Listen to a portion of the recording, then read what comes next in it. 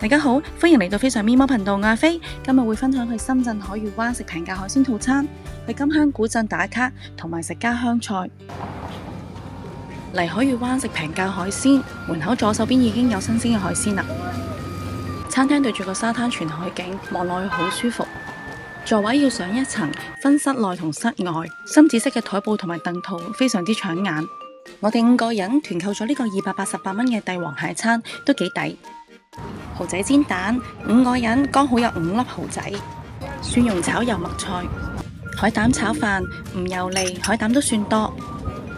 蒜蓉蒸扇貝，凌亂嘅蔥花同粉絲遮住細粒嘅扇貝。避風塘大黃蟹，雖然同幅圖唔同，不過咁嘅套餐價都冇要求太高，蟹腳都係預料中嘅小肉。冇椰肉，不過好似豆奶咁甜。豆奶咁甜？食飽咗，下一站去邊呢？就係一個好大嘅主題地方，由側門入就係金坑古鎮啦。經福田口岸搭深圳地鐵10號線，唔使轉車，1個鐘就到金坑站，再行10分鐘就到古鎮。有假日接駁車來往古鎮同地鐵站，仲有永東巴士由香港1程車就到金坑古鎮，非常方便。金坑古鎮附近有好多酒店，而呢間南香樓藝術酒店呢，就喺古鎮嘅中心地帶。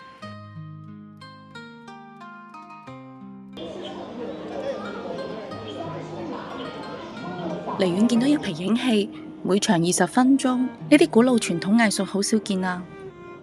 古鎮有非常多嘅美食，有特色客家餐廳，有潮流連鎖飲品店，連掃街小食都有。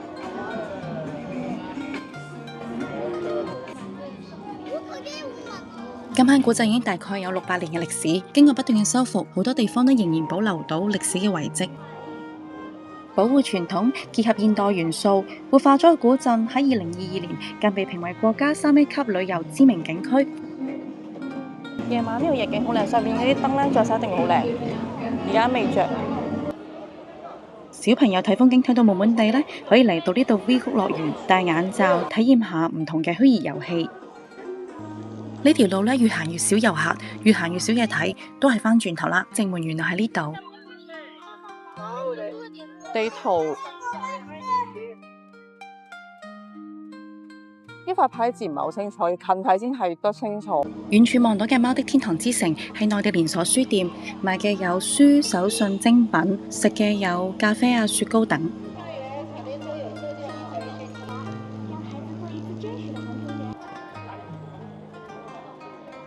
到處都係古色古香嘅歷史建築，如果想打卡背景更加襯，可以去古鎮入邊嘅漢服店租借漢服。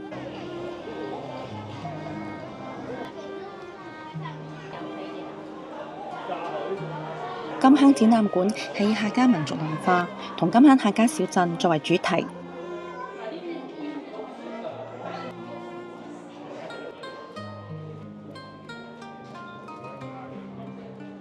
館內展示咗豐富嘅客家文化遺產，有客家服飾、手工藝品同歷史文物。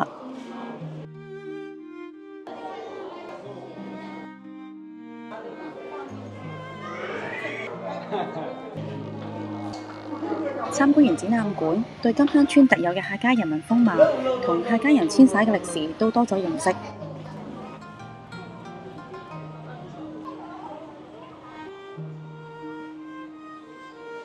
手信禮品店呢度其實設計幾靚，但就冇乜人行，我哋都係買支嘢飲啫。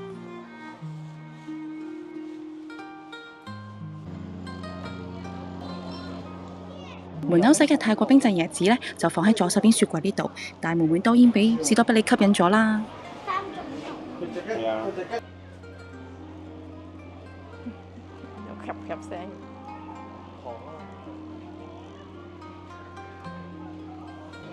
咁你嘅動作真係好地道。洋酒隔離有客家婆豆腐花，清甜滑。有人可能覺得呢度商業化，但係可以俾你免費置身於好似古裝劇一樣嘅情景，其實都值得一嚟。留意返古鎮入邊嘅個別景點係有自己嘅營業時間同埋收費，特別多好評嘅係24市書院，入邊有更加多嘅古代建築俾你打卡，尤其是入夜之後燈飾更加靚。我想要嗰個東北大阪度係咪奶味喎？好似牛油咁啊，我覺得，但係好輕身喎，又唔係好甜，冇味道喎。3支21。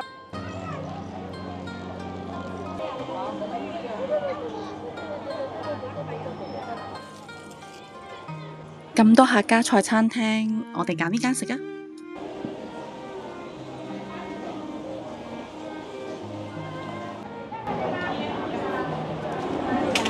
足料菊花杞子茶，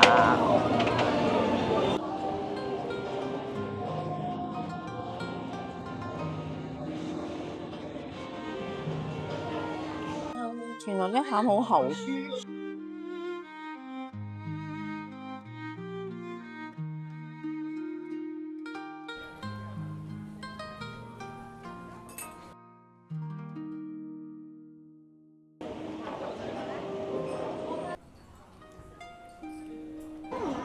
你睇好食到買多3支啊！臨走，我冇推介錯啦。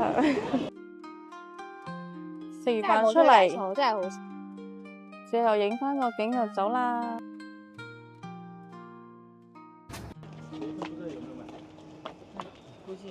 今日分享完畢，鍾意呢條片嘅朋友請幫忙訂閱、點讚、留言、分享，再見。